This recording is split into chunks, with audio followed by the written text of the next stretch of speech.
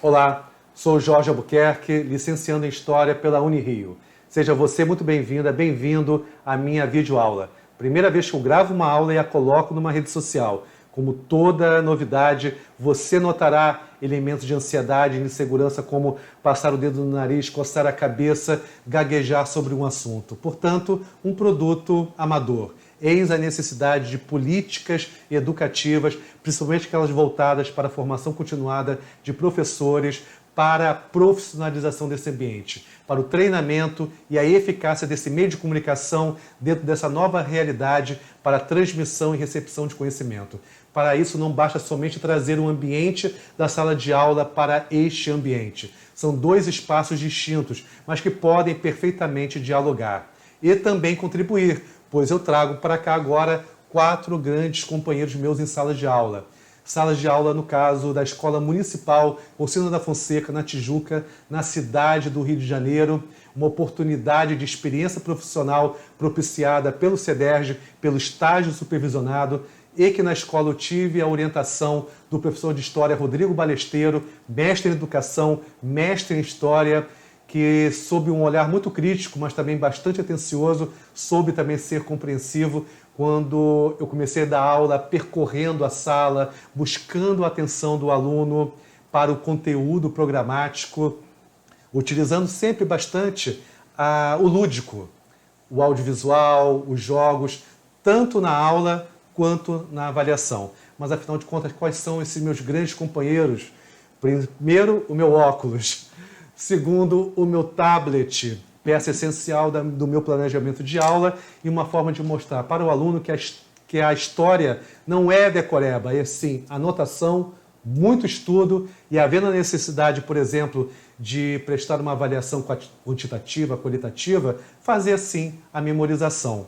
E uma forma de ajudar nessa memorização, eu apresento um outro grande companheiro meu, bastante conhecido em sala de aula, que é o PowerPoint. A história é muito marcada por gravuras, pinturas, imagens, fotografias. Utilizando o PowerPoint, você consegue chamar a atenção do aluno, torná-la mais interessante, fazendo da aula ilustrativa, com imagens. E, afinal de contas, qual é o último grande companheiro? É a minha garrafa d'água.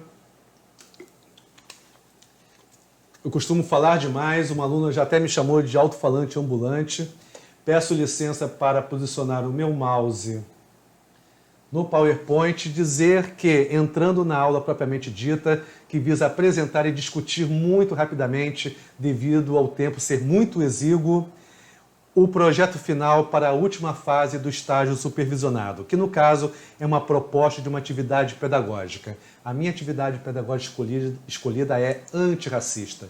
Eu quero discutir, eu quero promover em sala de aula a pluralidade, a diversidade de identidades que formam a sociedade brasileira.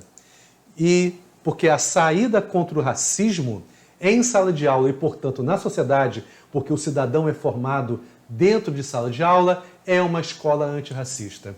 E uma forma também de fazer essa aula de história, que às vezes é considerada pelo aluno um tanto quanto enfadonha, é torná-la ainda mais vibrante. Por isso, a interdisciplinaridade e a escolha da disciplina de arte.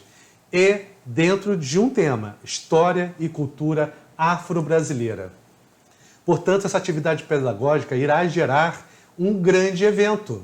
Um evento onde, como eu disse, a importância da imagem para a história, a fotografia, como expressão e junto com a disciplina de arte, o canto, a dança, o canto da identidade. Portanto, a fotografia, a dança e o canto são excelentes recursos didáticos para envolver alunos e professores dentro e fora da sala de aula. Dentro da sala de aula, sim, com aulas, primeiro com aulas de conteúdo, com habilidades do BNCC, em História, em Arte, e depois com uma atividade externa, no caso, a exposição no ginásio esportivo, então, da Escola Municipal Ossino da Fonseca. Será pedido também que a disciplina de arte tenha o ensino de técnica básica de fotografia para ajudar na elegibilidade das fotografias dos alunos para a exposição, como também a dança e o canto, que pode ser, isso será acordado entre alunos e professores, o afoxé, o samba. Mas em história será focado na temática da cultura afro-brasileira, da formação nacional, da nossa sociedade e a produção de narrativas sobre a observação e a captura da realidade do aluno. Portanto, após a aula de História e de Arte, no final de semana seguinte, o aluno será convidado a sair em campo. Ele que essa proposta pedagógica é para o 9º ano, desde o 8º ano, desde 2019, eles já reconhecem, sabem as manifestações de cultura africana, de cultura afro-brasileira em nossa sociedade. Então, ele saberá reconhecer e registrar, sim, uma roda de samba, uma roda de capoeira, expressões de religiões de matriz africana, assunto que eu toco sim em sala de aula, por mais sensível que seja o tema. Saberá reconhecer, por exemplo, numa feira, artesanato de cultura afro-brasileira. Saberá, por exemplo, reconhecer o vestuário e registrar um vestuário que pode ser da sua vizinhança, inclusive dos seus familiares e do próprio aluno.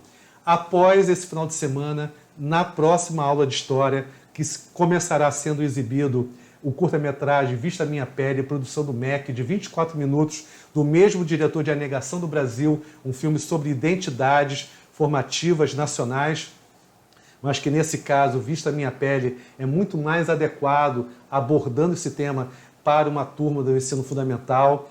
Após a exibição, os alunos irão se reunir em grupos de 5, selecionarão 10 fotos dos colegas que serão compartilhadas com o professor de História e de Arte. Nós, juntos, escolheremos fotos com o auxílio financeiro de um crowdfunding entre os professores, entre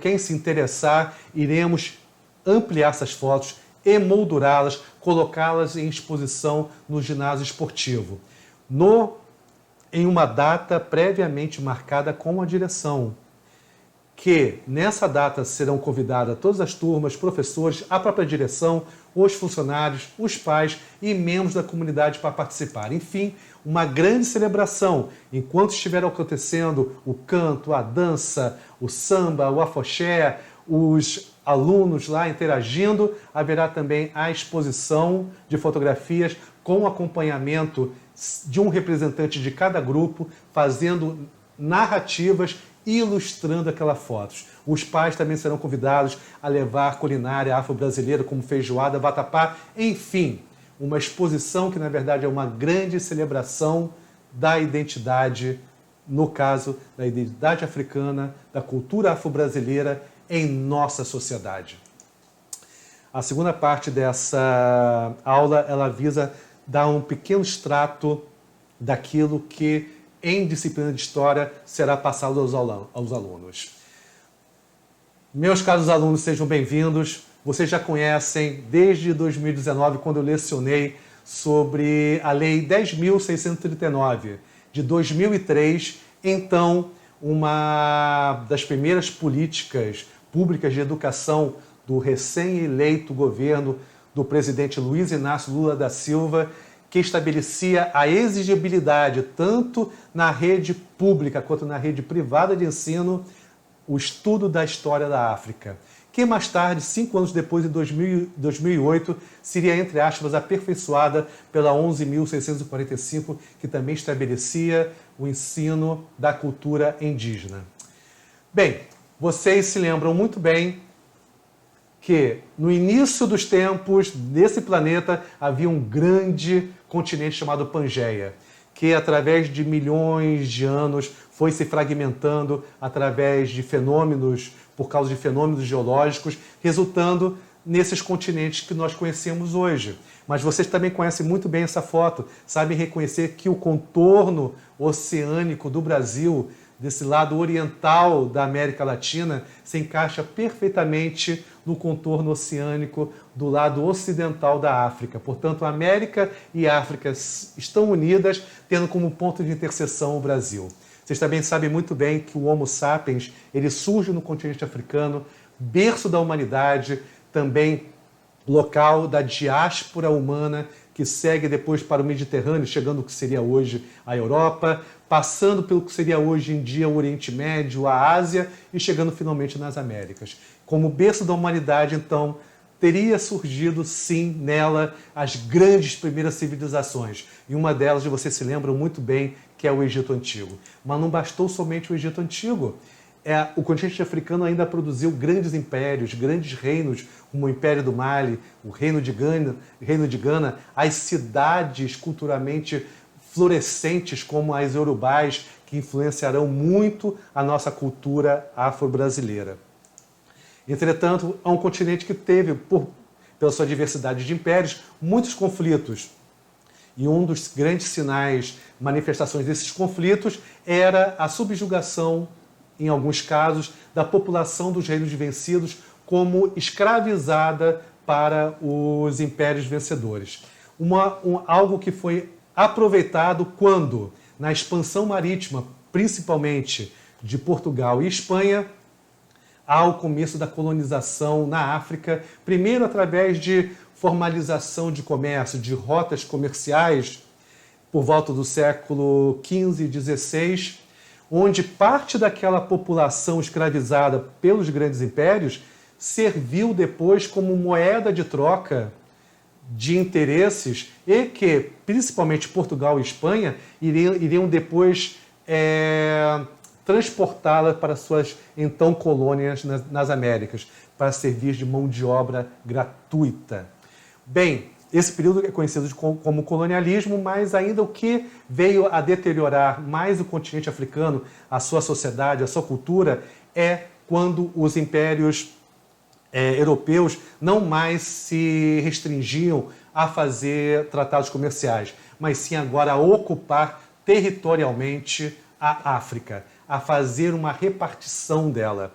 Algo que duraria até metade do século XX, quando, a partir de então, movimentos sociais, movimentos de direitos humanos, uns não muito pacíficos, começaram a fazer o processo de descolonização, que resultaria hoje nos 53 países independentes e autônomos do continente africano. E sobre a formação nacional? Vocês se lembram dessa população que eu disse escravizada no continente africano, servindo de moeda de troca para ser depois utilizada nas colônias na América. Ou seja, houve então um tráfico de seres humanos, homens, mulheres, jovens, crianças africanas, praticamente para quase todos os continentes, mas principalmente para as Américas e em maior parte, como vocês veem pela imagem, para então a América Portuguesa, que viria a ser o Brasil. Um tráfico que se dá pelo Atlântico através dos chamados navios negreiros. Vocês se lembram muito bem, em condições subhumanas, para também chegar em condições subhumanas e serem tratados como subhumanos, sem identidade, despojados de sua cultura, na região rural, nas cidades, dentro e fora das casas. E que, nesse processo de 300 anos, sempre sofrendo muita resistência de uma elite e também de uma nobreza, tardou-se muito a chegada da abolição no Brasil, apesar de, principalmente no século XIX, do profundo trabalho e do engajamento de movimentos sociais, principalmente do movimento abolicionista. E também de pressões internacionais desde o Primeiro Império. Mas é somente no Segundo Império que, de repente, se dá a abolição ao negro, ao africano escravizado, sem obedecer grandes exigências do movimento abolicionista, de políticas públicas de inserção, de cultura, de moradia. Não. Simplesmente o então Império Brasileiro dá isso como uma benesse. Teve como efeito a grande desigualdade em nossa sociedade. E aqueles movimentos abolicionistas, eles iriam se desenvolver ao longo do século XX e se manifestar em movimentos sociais pelos direitos humanos, entre eles o movimento negro, a grande ponta de lança no Brasil por políticas públicas antirracistas, pela inserção definitivamente dessa população escravizada daquele longo tempo de mais de 300 anos na nossa sociedade, buscando dissolver os preconceitos, a violência da discriminação em nossa sociedade, principalmente com o negro. E para esses movimentos, é claro, basta você sim ser antirracista, ter uma atitude antirracista, mas pense sim em participar da sociedade, através de movimentos que busquem cada vez mais a disseminação do antirracismo em nossa sociedade. Bem, para isso é preciso sim que esse diálogo continue bastante inflamado, mas que um olhando no olhar do outro, um reconhecendo a identidade e o outro, e também se reconhecendo a sua própria identidade. E uma forma de começar esse diálogo, de começar essa discussão é em sala de aula, por excelência. Para esse trabalho, eu tive o auxílio do livro paradidático, organizado por Eliane Cavalheiro, que reuniu 10 grandes textos de educadores brasileiros sobre o tema do racismo e antirracismo na educação, repensando a nossa escola. Eu também indico a leitura com licença, posicionando o mouse, do pequeno manual antirracista da nossa filósofa Djamila Ribeiro. Enfim, textos e atitudes no social que busquem resgatar, reafirmar, construir a identidade do ser brasileiro. Algo que começa, assim, desde a escola. Pois, em uma sociedade racista, não basta não ser racista. É necessário ser antirracista. Esse lema de Angela Davis serve muito bem para nós, para a nossa sociedade e para nosso cotidiano na escola. E uma atividade pedagógica que promova isso, é esperado dela que ela cumpra a sua finalidade. Portanto, eu gostaria desse momento de cumprimentar e agradecer todas as professoras e professores do estágio supervisionado e esperar que minha tarefa tenha sido bem cumprida. Obrigado.